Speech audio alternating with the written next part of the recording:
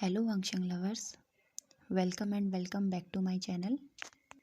आज मैं आपके लिए एक नया फ़ैन फिक्शन लेके आई हूँ, रूल ऑफ लव। ये एक हिस्टोरिकल फ़ैन फिक्शन है। स्टोरी लाइन कुछ ऐसी है। विंग को मार्शल आर्ट सीखने के लिए क्लाउड ड्रेसेस जाना है, पर वहाँ पहुँचने के लिए उसे 3 चैलेंजेस को पूरा करना होगा और फिर उसे वांगजी मिलेगा और फिर उन दोनों की लव स्टोरी स्टार्ट होगी। ओके गाइज़, अगर आपको मेरा एक्सप्लेनेशन थोड़ा स्लो लगता है तो आप स्पीड को बढ़ा सकते हैं वीडियो की और आप वीडियो देख सकते हैं, जिससे आपका टाइम भी कम वेस्ट होगा और आप पूरी स्टोरी सुन भी लोगे। और हाँ, इस फैन फिक्शन में आपको लव ट्रायंगल भी देखने को मिलेगा, पर डोंट वरी, लास्ट में हमारे 2 क्यूट से बने ही साथ होंगे। तो चलो फैन फिक्शन स्टार्ट करते हैं।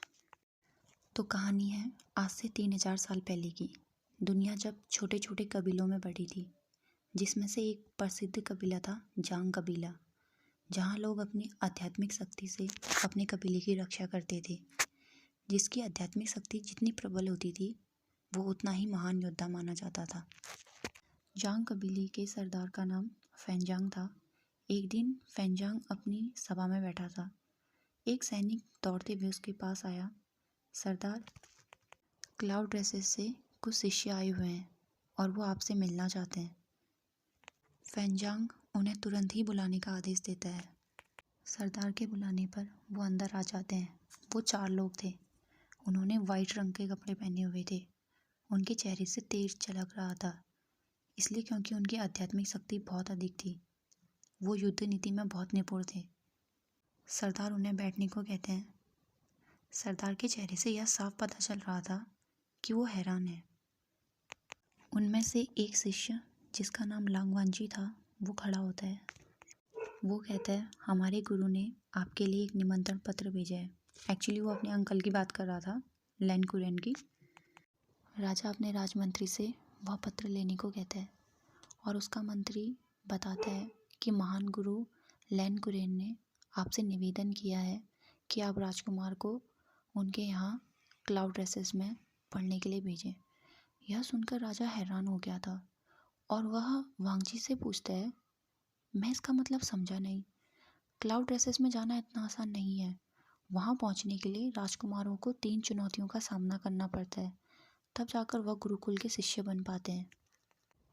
तो आज अचानक से गुरुजी ने यह निमंत्रण पत्र यहाँ क्यों भेजा है? वांगजी कहता है, हमारे गुरुकुल में शिष्यों की कमी होने लगी है। हर साल सैकड़ों कबीलों से जब राजकुमार शिक्षा प्राप्त करने के लिए आते हैं, वो 3 चुनौतियों का सामना नहीं कर पाते, जिस वजह से वह वापस लौट जाते हैं और अब गुरुकुल में शिष्यों की कमी होने लगी है। इसलिए अंकल ने कुल 20 कबीलों में यह निमंत्रण पत्र भेजा है, जिससे कि वहाँ के सरदार अपने राजकुमारों को गुरुकुल शिक्षा प्राप्त करने के लिए भेजें। वहीं दूसरी ओर क्लाउड ड्रेसेस में मास्टर कुरेन अपने कमरे में बैठकर कुछ लिख रहे थे। तभी वहाँ पर लैन सिचेन आता है। वह मास्टर कुरेन से पूछते हैं, अंकल, क्या आपने कुछ शिष्यों को पहाड़ी के नीचे भेजा है? पहले तो लैन कुरेन सिचेन का कोई जवाब नहीं देता, पर सिचेन बार बार उससे सवाल करता है, जिससे लैन कुरेन अपनी जगह से उठ जाता है और सिचेन से कहता है, चलो मेरे साथ। वो सिचेन को एक गुप्त कमरे में लेके आया था, जहाँ चारों ओर तालिस्मान थे। सिचेन कहता है, अंकल, ये कौन सी जगह है और मुझे इस बारे में क्यों नहीं पता था? उस गुफा में एक तलवार थी, जिससे तेज रोशनी निकल रही थी और उसके चारों ओर तालिस्मान थे। तब सिचेन पूछता है, अंकल, ये तलवार किसकी है और इससे इतनी एनर्जी क्यों निकल रही है? लैन कुरेन कहता है, ये मेरे गुरुजी की तलवार है। तब सिचेन कहता है, आपके गुरुजी? मैंने कभी उनके बारे में नहीं सुना। तब लैन कुरेन उसे बताते हैं कि वो एक तालिस्मानी गुरु थे। उनके पास अनंत शक्ति थी। मुझे ठीक से याद नहीं, पर शायद आज से लगभग 400 साल पुरानी बात है, जब इस धरती पर काली शक्तियाँ बढ़ती ही जा रही थी। दुनिया में एक ऐसी ऊर्जा का भंडारण हो रहा था जो दुनिया को विनाश की ओर ले जा रहा था। तब मेरे गुरु ने उन काली शक्तियों का सामना किया और उन्हें पाताल के नीचे दफना दिया था। लेकिन इसी बीच उनकी मृत्यु हो गई। यह उनकी तलवार है। इस तलवार में इतनी शक्ति है, अगर यह किसी गलत हाथ में लग गई तो ये पूरी दुनिया को तबाह कर सकती है। पिछले 400 सालों से मैं इस तलवार की रक्षा करते आ रहा हूँ, पर अब मेरी शक्तियाँ कमज़ोर होने लगी हैं। मुझे डर है कि मैं इस तलवार की अब रक्षा नहीं कर पाऊँगा। तब लैन कुरैन कहता है, मेरे गुरुजी ने कहा था कि इस दुनिया में फिर से क़यामत आएगी, मुर्दे फिर से जिंदा होंगे, नदियाँ उल्टी बहने लगेंगी, सारी आत्माएं आज़ाद हो जाएंगी, दुनिया में इंसानियत का नामो निशान मिट जाएगा। तब लैन सिचेन थोड़ा डरी हुई आवाज़ में कहता है, क्या इसका मतलब दुनिया सच में ख़त्म हो जाएगी? क्या इसका कोई उपाय नहीं अंकल? लैन कुरैन मुस्कुराते हुए कहता है, जीवन अपना रास्ता खुद ढूंढ लेता है, यह मेरे या तुम्हारे हाथ में नहीं है। लैन कुरैन सिचेन से कहता है, इस बार जितने भी शिष्य शिक्षा लेने आएंगे तुम उनके साथ थोड़ा सख्ती से पेश आना, क्योंकि इससे ही वो एक काबिल योद्धा बन पाएंगे। अब युनमक में ये बात फैल चुकी थी कि राजकुमार गुरुकुल जा रहे हैं। सब लोग बातें कर रहे थे, क्या वो वहाँ पहुँच पाएंगे? लगता है सरदार को राजकुमार से प्यार नहीं, इसलिए तो वो सब जानते हुए भी राजकुमार को भेज रहे हैं। लोग आपस में बातें करने लगे थे। ये बात मैडम ल्यू तक भी पहुंच गई थी और वो गुस्से में सरदार के पास जाती है, क्या आप विंग को युद्ध कला सीखने के लिए भेज रहे हैं? सरदार कोई जवाब नहीं देता। रानी कहती है, तो यह सच है, लेकिन मेरा बेटा वहाँ नहीं जाएगा, सुना आपने? फैंजांग कहता है, बोलो मत। 10 साल पहले जब हमारे कबीले का सुरक्षा कवच टूट गया था, तब मास्टर कुरेनी थे जिन्होंने हमें बचाया था, और अब वो चाहते हैं कि मैं विंग को वहाँ भेजूं। तो आप मना कर रही हैं? रानी ल्यू कहती है, मुझे सब याद है, पर लगता है तुम यह बोल रहे हो कि हमारा बेटा। यह कहकर वो अपना सेंटेंस पूरा नहीं करती। सरदार यह सुनकर कहता है, विंग अब 17 साल का हो गया है, आज नहीं तो कल उसे इस गद्दी को संभालना है और पूरे यूनमैक की रक्षा करनी है। तो क्या यह अच्छा नहीं होगा कि वह युद्ध कला सीख ले? मैडम ल्यू कहती है, वो सिर्फ शरीर से 17 साल का है, उसका दिमाग आज भी 5 साल के बच्चे का जैसा है, और आप चाहते हैं मैं उसे मरने के लिए भेज दूँ? अब मैडम ल्यू कहती है, अगर मास्टर लैन कुरैन ने राजकुमार को भेजने के लिए ही कहा है तो तुम जेनचांग को क्यों नहीं भेज देते? यह सुनकर सरदार कहता है, मुझे पता है कि तुम उसे पसंद नहीं करती, पर भैया के जाने के बाद उनकी याद के तौर पर मेरे पास बस वो ही बचा है, और मैंने भैया से वादा किया था कि मैं उसकी रक्षा करूँगा। और रही बात गुरुकुल जाने की, तो यह विंग जाएगा क्योंकि ये उसकी जिम्मेदारी है। उन दोनों की बात जनचा सुन रहा था और वह क्लाउड रेसेस जाने की सोचता है, इसलिए वो अपने चाचा के पास जाता है जो विंग को भेजने की तैयारी कर रहे थे। वो चाचा को प्रणाम करता है। सरदार कहता है, तुम जनचांग, तुम यहाँ क्या कर रहे हो? जेनचांग कहता है, चाचा दरअसल मुझे आपसे कुछ कहना था। नहीं, मुझे आपसे कुछ मांगना था। उसका चाचा हंसते हुए कहता है, तुम्हें मुझसे जो भी मांगना है या जो भी कहना है तुम कह सकते हो। जेनचांग कहता है, मुझे क्लाउड रेसेस जाना है। ये सुनकर सरदार थोड़ा शॉक तो हो गया था, पर उसे पता था कि जेनचांग को भी वो यहाँ नहीं रोक सकता, क्योंकि उसे भी पूरा हक है युद्ध कला सीखने का। लेकिन वो जेनचांग को पहले मना करता है, क्योंकि उसे पता था कि 3 चुनौतियाँ बहुत मुश्किल हैं। वो कहता है, तुम रोज़ यहाँ अभ्यास करते हो और तुम युद्ध कला में भी अच्छे हो, तुम आगे जाकर एक महान योद्धा बनोगे, तुम्हें गुरुकुल जाने की कोई ज़रूरत नहीं है, और अगर तुम्हें युद्ध कला सीखनी है तो मैं एक अच्छे मास्टर को तुम्हें सिखाने के लिए भेज दूँगा, तुम उनसे सीख लेना। पर जेनचांग गुरुकुल जाने की जिद कर रहा था। वो कहता है, मुझे भी पिताजी की तरह एक महान योद्धा बनना है। आपने अभी तो कहा था ना कि मैं आपसे जो भी चाहूँ मांग सकता हूँ। मैं आपसे मांगता हूँ कि मुझे युद्ध कला सीखने जाना है, क्या आप मुझे जाने देंगे? महाराज कहता है, पर बेटा वहाँ बहुत खतरा है और तुम अभी सिर्फ 16 साल के हो, अगर तुम्हें कुछ हो गया तो मैं क्या करूँगा? जेनचांग कहता है, कि आपको मुझ पर भरोसा नहीं है? सरदार कहता है, अब मैं क्या कहूँ? क्या तुम सच में जाना चाहते हो? एक बार और सोच लो, जिस सफ़र में तुम जाना चाहते हो वहाँ बहुत खतरा है।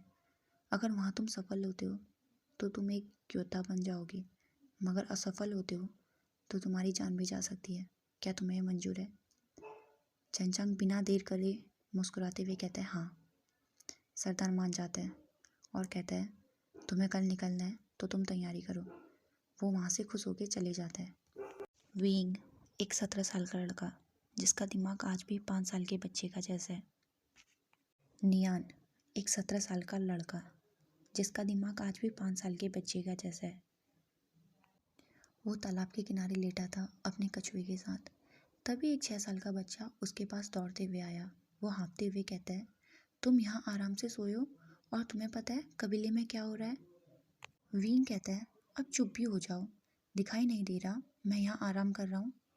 वो बच्चा कहता है तुम्हें पता है ये तुम्हारे बारे में है, सरदार तुम्हें गुरुकुल भेज रहे हैं। वीन कहता है गुरुकुल, वो क्या होता है? वो अपने कछुए को अपने हाथ में उठाकर पूछता है चुक चुक, क्या तुम्हें पता है गुरुकुल के बारे में? बच्चा कहता है मैं तुम्हें बताता हूँ। माँ कह रही थी सारे राजकुमार युद्ध कला सीखने के लिए वहाँ जाते हैं और जब तुम वहाँ जाओगे तो तुम भी एक महान योद्धा बन जाओगे। ये सुनकर वीन खुश हो जाता है और बच्चे से कहता है क्या सच में मैं एक योद्धा बन जाऊँगा? और भागते हुए अपने पापा के पास जाता है। उसके पिता उसको गुरुकुल भेजने की तैयारी कर रहे थे। वो अपने पिता से कहता है पिताजी, मुझे मेरे दोस्त ने कहा कि मैं कल गुरुकुल जा रहा हूँ। खुश होते हुए कहता है आप देखना मैं एक महान योद्धा बनूंगा और आपकी और माँ की रक्षा करूंगा। उसका पिता कहता है जाओ अपनी माँ से मिल लो। उसकी माँ चिंता में थी। वो अपनी दासी से कह रही थी क्या विंग वहाँ पहुँच पाएगा? अगर वह 3 चुनौतियों का सामना नहीं कर पाया, अगर उसे कुछ हो गया तो? इतने में विंग भी वहाँ आ गया था। वो अपनी माँ के आंखें बंद करके कहता है बताओ मैं कौन हूँ? उसकी माँ बहुत चिंता में थी पर उसे बताना नहीं चाहती थी, इसलिए वो मुस्कुराते हुए कहती है तुम एक कैबिज हो जिसे मैंने बहुत प्यार से लगाया। ये सुन के विंग मुंह बनाने लगता है और कहता है माँ क्या आप मुझे नहीं पहचान रहे? मैं विंग हूँ, लगता है आपकी आंखें कमज़ोर हो गई हैं। उसकी बात सुन के मैडम ल्यू की आंखों में आंसू आने लगे थे और विंग को गले लगाकर रोने लगती है। उसका रोते हुए देखकर विंग उसकी माँ से पूछता है माँ आप रो क्यों रहे हो? लेकिन उसकी माँ खुद को संभालते हुए कहती है कुछ नहीं, बस मेरी आंखों में कुछ चला गया था। तब विंग उसकी माँ को बताता है आपको पता है मैं क्लाउड रेसर्स जा रहा हूँ। मेरा दोस्त कह रहा था कि वहाँ बहुत सारी तितलियाँ हैं और वो बहुत सुंदर जगह है। देखना जब मैं वहाँ से वापस आऊँगा ना, मैं आपके लिए बहुत सारी तितलियाँ लेके आऊँगा और हम वहाँ खेलेंगे। विंग उस रात अपनी माँ से बात करते हुए वहीं सो जाता है। दूसरे दिन दोनों भाई गुरुकुल जाने के लिए तैयार हो गए थे। उन्हें छोड़ने के लिए पूरा कबीला तालाब तक आया था। मैडम ल्यू ने काफ़ी सारा सामान उन्हें दे दिया था, लेकिन सरदार ने वो सामान ले जाने से मना कर दिया। उन्होंने कहा कि वो वहाँ शिष्य होंगे ना कि राजकुमार, इसलिए उनको वहाँ इस सामान की ज़रूरत नहीं पड़ेगी। विंग और जनचांग सरदार और रानी का आशीर्वाद लेते हैं। जाते जाते मैडम ल्यू जनचांग से कहती है अगर विंग को कुछ हो गया तो तुम भी वापस मत आना, और वो विंग के गले लगकर उसे अलविदा कहती है।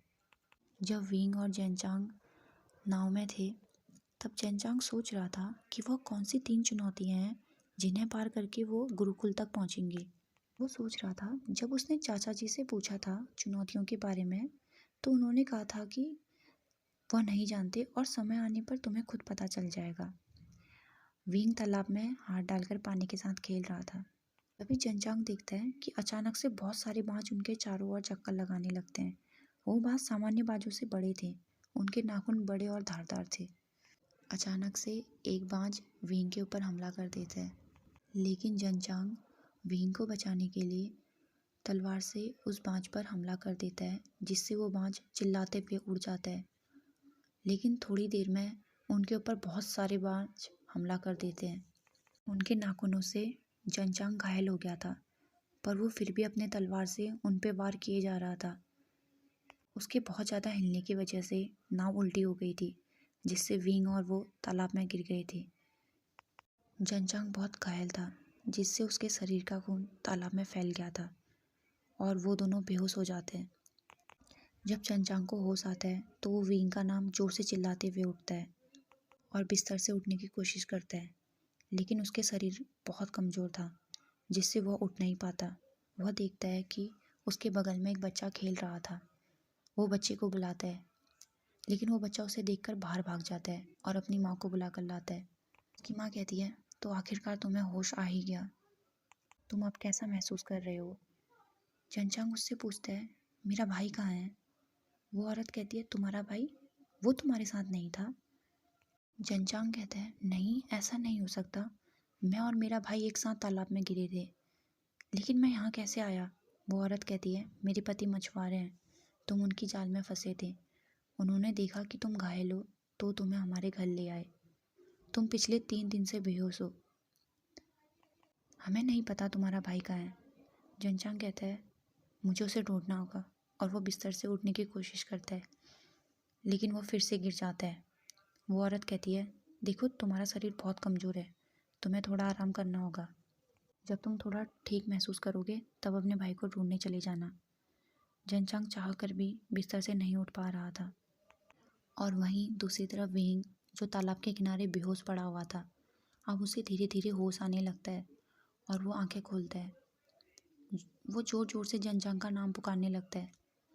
जब बहुत देर उसका नाम पुकारने के बाद वो नहीं आता तो वो उठने की कोशिश करता है, लेकिन विंग जैसे ही उठने की कोशिश करता है उसके पैर में जोर का दर्द होता है और वो नीचे गिर जाता है। उसे अपनी माँ की याद आती है और वो ज़ोर ज़ोर से रोने लगता है। वो इतनी ज़ोर से रो रहा था कि उसका हल्ला सुनकर म्या जो पेड़ के ऊपर सोई थी वो नीचे गिर जाती है।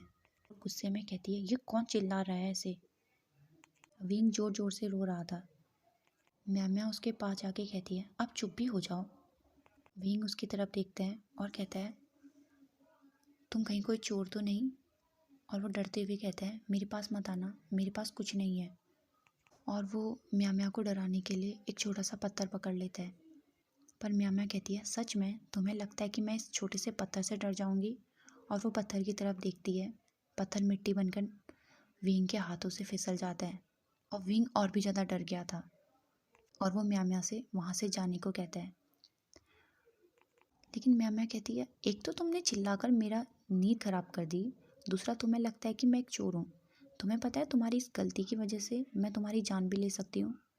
विंग कहता है मेरी जान? तुम मेरी जान लेके क्या करोगी? मैं तो एक छोटा बच्चा हूँ। बच्चा? ये कहकर म्या हंसने लगती है। उसे हंसता हुआ देखकर विंग और ज़ोर से रोने लगता है। विंग को लगता है कि वो कोई भूत है जो उसको मार डालेगी। उसका रोना सुनकर म्या कहती है तुम्हारी आवाज़ से मेरे कानों में खून आने लगा है। म्या कहती है चलो मेरे साथ। पर विंग कहता है तुम्हारे साथ नहीं, मैं कभी नहीं आऊँगा तुम्हारे साथ। लेकिन म्या कहती है देखो मैं किसी की मदद नहीं करती, लेकिन मुझे पता है अगर मैंने तुम्हें यहाँ छोड़ दिया तो तुम चिल्ला चिल्ला कर मेरी जान ले लोगे, इसलिए तुम्हारे पास 2 रास्ते हैं, या तो तुम यहाँ से मेरे साथ चलो या फिर यहाँ से चले जाओ। विंग कहता है मेरे पैर में बहुत जोर की लगी है, मैं उठ भी नहीं पा रहा और मुझे भूख भी लगी है, लेकिन मैं तुम्हारे साथ नहीं जाऊँगा। म्या कहती है तुम्हारी मर्जी, अगर तुम्हें यहीं मरना है तो मरो। और वह यह कह के चली जाती है। विंग देखता है कि उसके पास चुक आ रहा था और वो चुक को देखकर बहुत खुश हो जाता है। लेकिन थोड़ी देर में म्या उसके लिए फल लेके आई थी, ये लो ये फल खा लो। विंग कहता है मुझे फल नहीं चाहिए।